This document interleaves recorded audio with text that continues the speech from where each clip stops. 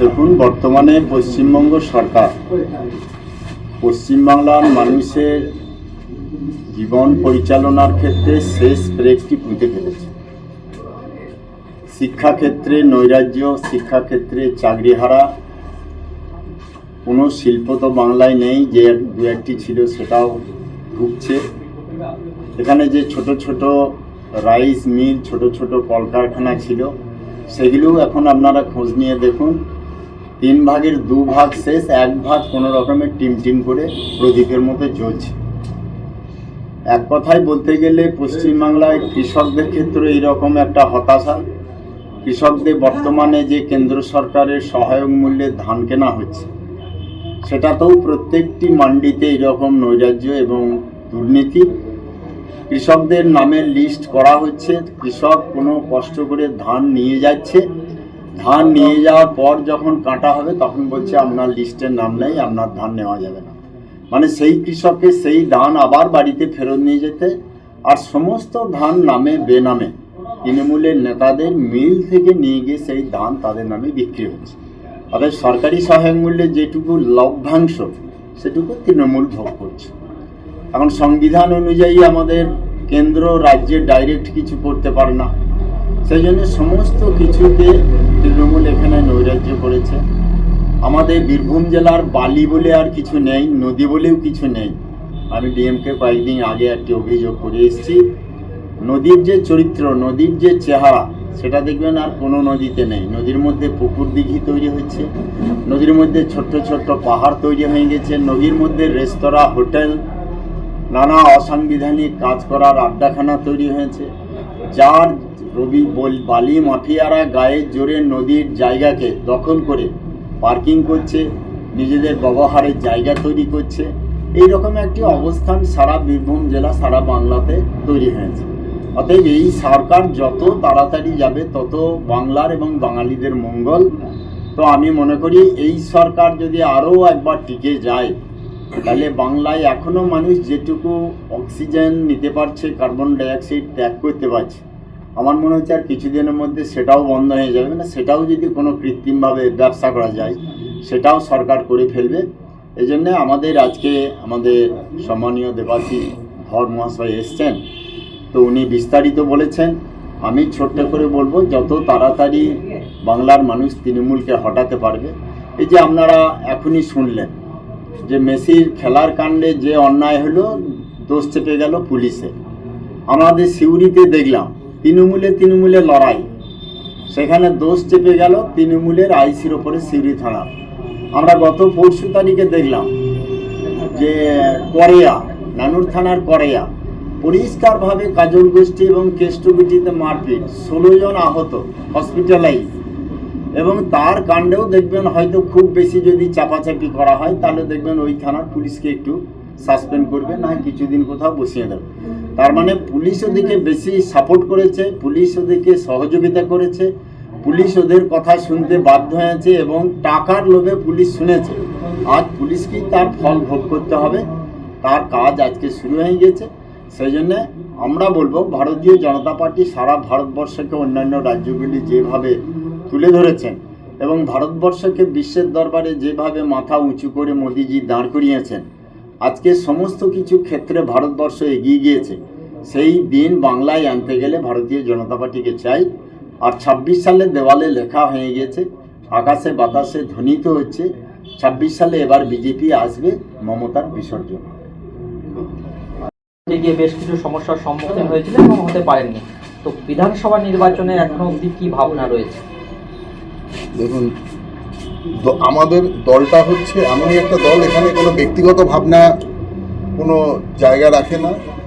একটা জিনিসই এখানে জায়গা রাখে, আমাকে যে দায়িত্ব রাজ্যতে এখনো অবধি দেওয়া আছে সেগুলো আমি এখন পালন করি।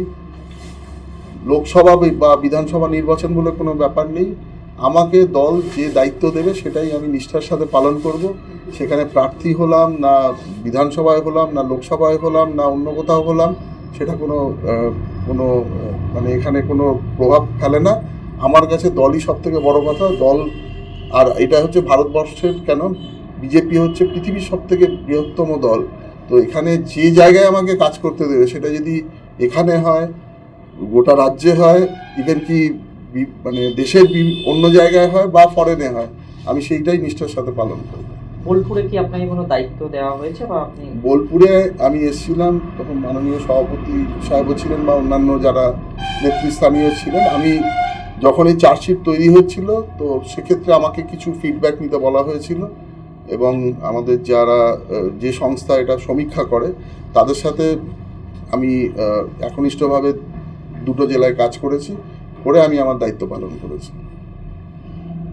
বিধানসভায় মানে এখন অবধি কি ঠিক হয়েছে, মানে কোনো প্রার্থী বোলপুর থেকে? দেখুন, আবার বলছি, এই প্রার্থীটা পুরোপুরি একটা সংসদীয় দলের একটা বোর্ড আছে, এটা অনেক উপর থেকে কে কতটা যোগ্য তার জন্য সার্ভে হয়, বিভিন্ন নাম আসে এবং সবথেকে বড় কথা, আমি যখন মানে আইপিএসের চাকরি ছেড়ে আসতে পারি, সেক্ষেত্রে বললাম যে প্রার্থী হওয়ার কোনো লালসা বা কোনো কিছু ব্যাপার নেই।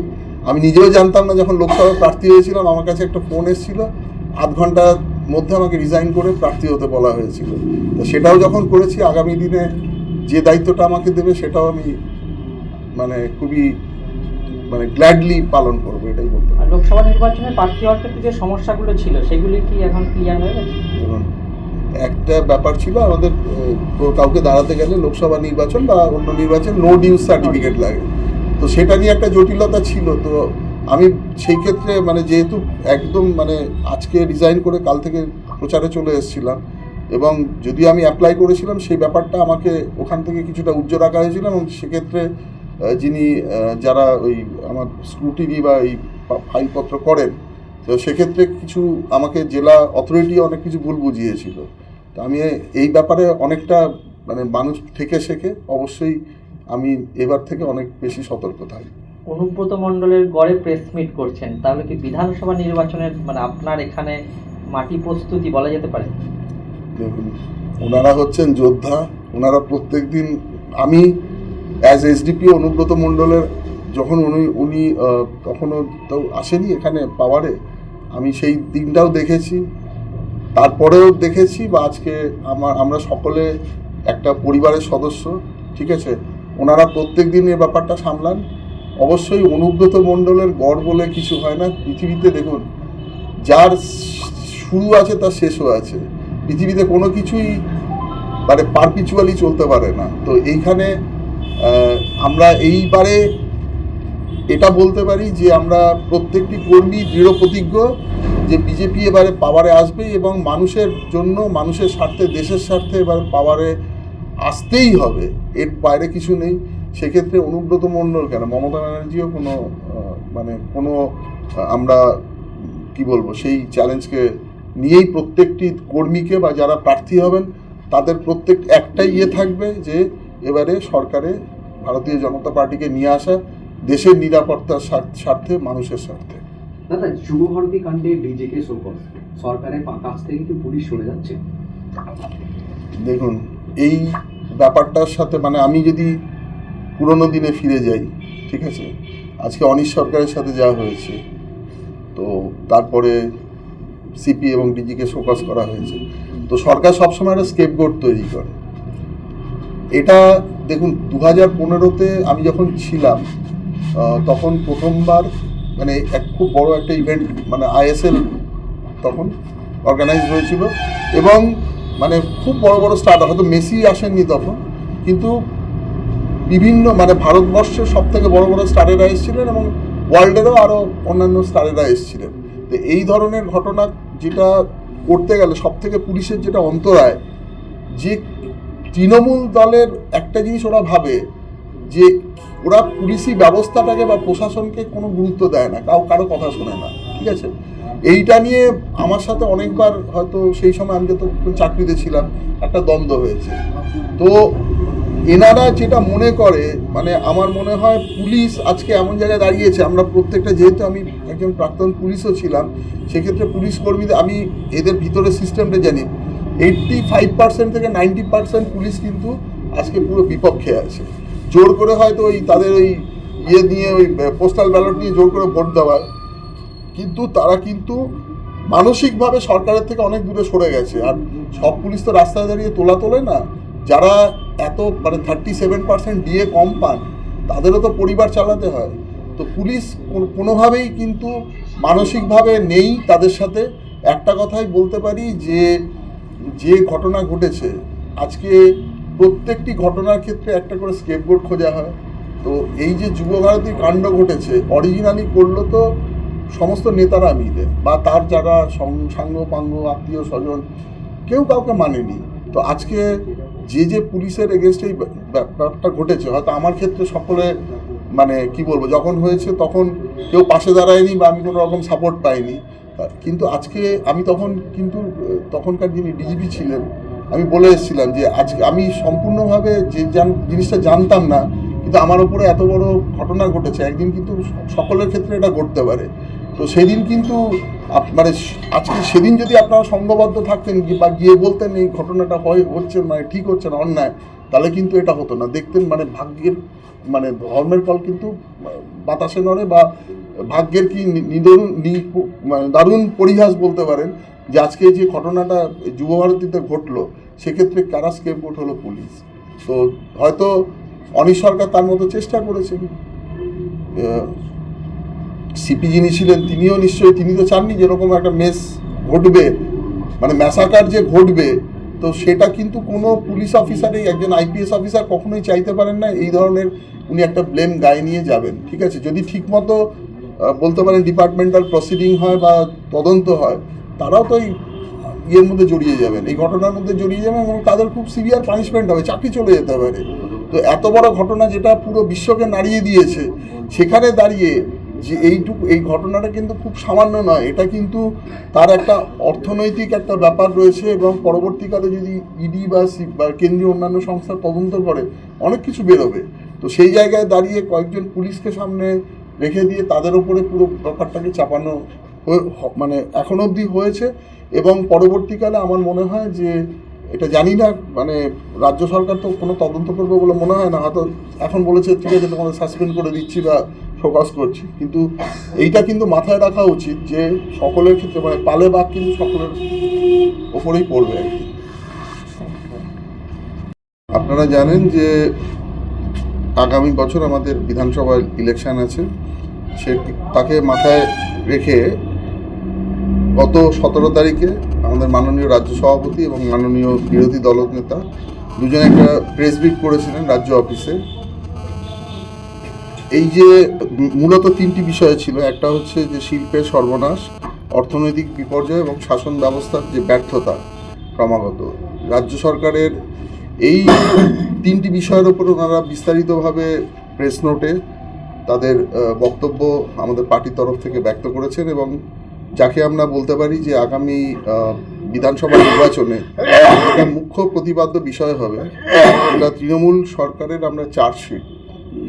কি বিষয়ে মানুষ যে আশা নিয়ে সরকারকে তৃতীয়বারের জন্য নির্বাচিত করেছিল, কিন্তু তারপরে যদি 2011-12 অর্থবর্ষ থেকে দেখেন, আজকে আমরা দাঁড়িয়ে আছি 2024-25 অর্থবর্ষ, 7,71,000 কোটি টাকার যে ঋণ, এবং মাথাপিছু প্রত্যেকের যে 76,666 টাকা করে প্রত্যেক আমাদের পশ্চিমবঙ্গবাসী পিছু যে ঋণ আমরা নিয়ে অসুবিধা হয়েছে, ওটা কি আবার বলবো।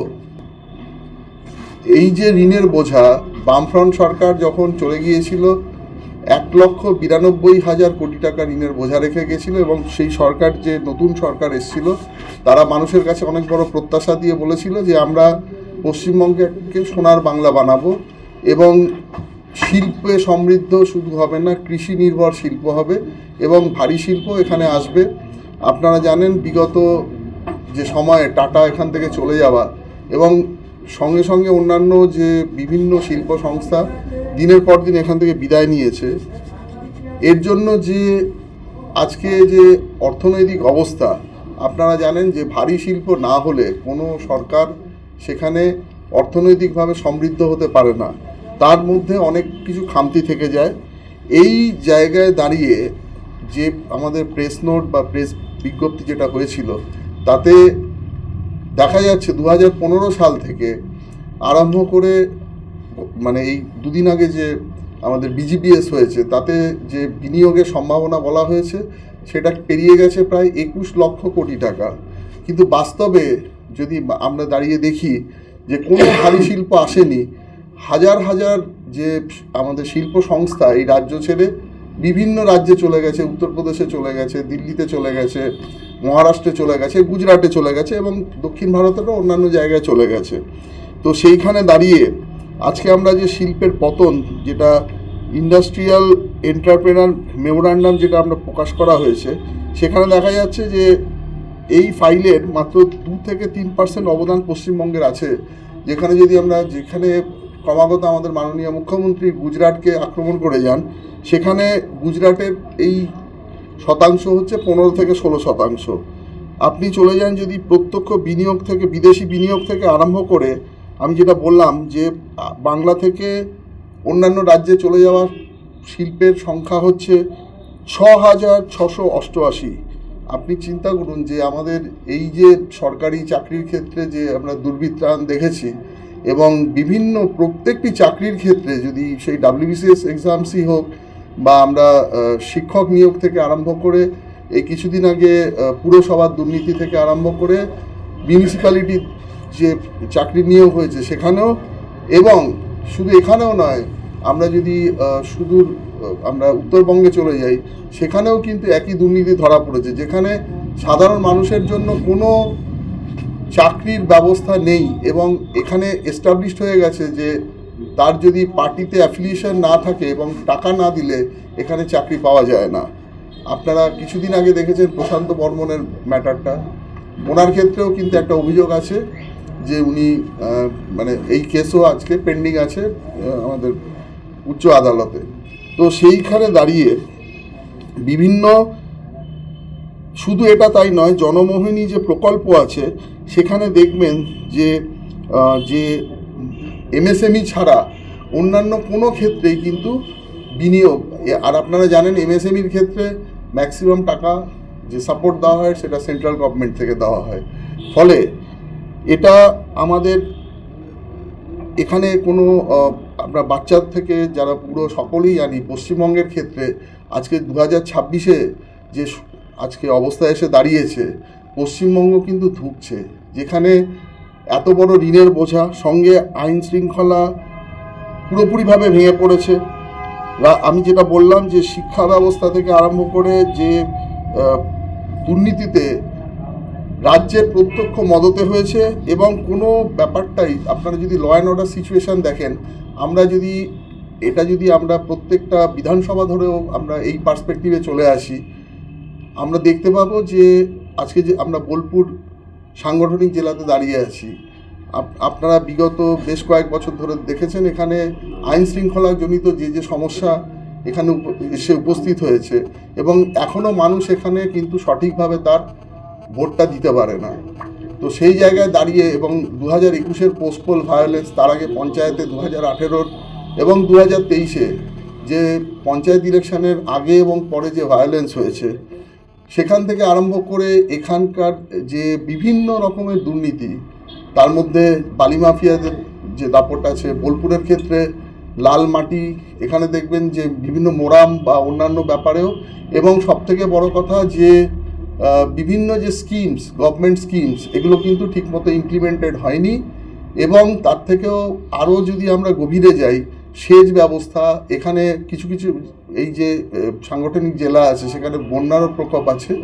তো সেই পুরো ব্যাপারটা যদি আমরা পুঙ্খানুপুঙ্খভাবে, এবার আমরা কিন্তু মানুষের কাছে আপনাদের মাধ্যমে এটা প্রকাশ করছি, এই যে আজকে 2026-এর যে ইলেকশন আসবে, আমরা সর্বতভাবে প্রত্যেকটি বিধানসভা কেন্দ্রিক প্রত্যেকটি সমস্যা মানুষের কাছে উপস্থিত করা হবে।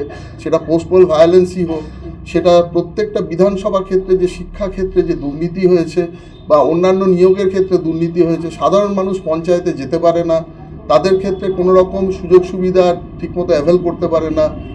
মানরেগাতে যে দুর্নীতি হয়েছে, কোনো দীর্ঘদিন ধরে কোনো এই যে সরকারের যে বিভিন্ন যে দলিল দস্তাবেজ মেনটেন করা উচিত বা কোনো রকম কিছু নেই, এবং বিভিন্ন ক্ষেত্রে কোনো দিন কিন্তু বিগত দিনে রাজ্য সরকার কোনো রকম তার এগেনস্টে ব্যবস্থা নেয়নি, এবং সবথেকে বড় কথা, অডিটে বিভিন্ন রকম গরমিল ধরা পড়েছে। সরকারি টাকা, কেন্দ্রীয় সরকার প্রচুর টাকা এখানে দিয়েছেন, কিন্তু দুর্ভাগ্যজনকভাবে সেই টাকার কিন্তু কোনো সদুপয়োগ হয়নি। এবং তার থেকেও বড় কথা হচ্ছে যে এখানে প্রত্যেকটি গ্রাম পঞ্চায়েত স্তরে কিন্তু মানুষ যেভাবে তার যে স্কিমের সুবিধা পাওয়া উচিত, এক তো কেন্দ্রীয় সরকারের বিভিন্ন স্কিমস এই রাজ্যে ইমপ্লিমেন্ট করতে দেওয়া হয় না, এবং সেই টাকার ফান্ড ডাইভার্ট হয়ে যায়, এবং ফান্ড ডাইভার্ট হয়ে বিভিন্ন ভাবে এটা ইউজড হয়। এছাড়াও যে টাকাটা এখানে আসে সেই টাকারও কিন্তু কোনো রকমভাবে হিসাব রাখা হয় না, এবং সেটাও কিন্তু যে লোকাল তৃণমূল পরিচালিত যে পঞ্চায়েত ব্যবস্থা রয়েছে তারা এই দুর্নীতির সাথে জড়িত। শুধু এখানে পঞ্চায়েতি ব্যবস্থার মধ্যেও নয়, এটা কিন্তু বিভিন্ন যে এখানে মিউনিসিপ্যালিটি রয়েছে এখানেও জমি মাফিয়াদের বিভিন্ন রকম দৌরাত্ম্য আছে, এবং বিভিন্ন স্কিমসে বিভিন্ন রকম দুর্নীতি হয়েছে, যেটা আমরা পুঙ্খানুপুঙ্খভাবে আমরা যেটা চার্জশিট প্রকাশ করব বা করছি, তাতে কিন্তু সেই আপনারা ডেটাগুলো পাবেন। সেটা আপনাদের মাননীয় জেলা সভাপতি আপনাদের সেটা হ্যান্ডওভার করে দেবেন। আমাদের একটাই বলার বক্তব্য যে আজকে আমরা এসেছি আপনাদের কাছে, আমরা কিন্তু প্রত্যেকটা বিধানসভা ধরে ধরে এবার মানুষের কাছে কি কি সুবিধা অসুবিধা প্রত্যেকটি জিনিস পুঙ্খানুপুঙ্খভাবে চার্জশিটের আকারে প্রকাশ করব, এবং এর মাধ্যমে আমরা জনগণের কাছে এই আবেদনই করব। বিশেষ করে একটা বিগত 21-এর ইলেকশনে বা 24-এর ইলেকশনে দেখা গেছে যে এক্ষেত্রে যারা মেয়েদের ভোট একটা গুরুত্বপূর্ণ ভূমিকা নিয়েছে, যেখানে ওই লাস্ট ইলেকশনে 1000 এবং 1200 টাকা দিয়ে যে লক্ষ্মীর ভাণ্ডারের বিনিময়ে ভোটকে মানুষের কাছে মানে মহিলারা ভেবেছেন যে এই সরকার কিন্তু তাদের জন্য তাদের পাশে আছে, কিন্তু এই সরকার যে দেউলিয়া হয়ে গেছে, টাকা দেওয়ার কোনো জায়গা নেই, এবং আগামী দিনে সেই টাকা মানে বিনিময়ে যে কী পরিমাণে দুর্নীতি হয়েছে এবং তাদের যে আগামী প্রজন্ম এটা পুরোপুরি নষ্ট হয়ে গেছে। এবং আগামী প্রজন্মের যে আপনি যে দেখবেন যে যারা আপনারা তরুণ রয়েছেন বা আপনাদের যারা ফিউচার জেনারেশন রয়েছে, আগামী প্রজন্ম কিন্তু এই সরকার থেকে গেলে এটা কিন্তু একটা নরকে পরিণত হবে, এবং যে সরকারের ক্ষেত্রে কোনো আয়ের কোনো সুব্যবস্থা নেই, কিভাবে তার সরকার চালানোর কোনো তার নির্দিষ্ট রূপরেখা নেই, যেখানে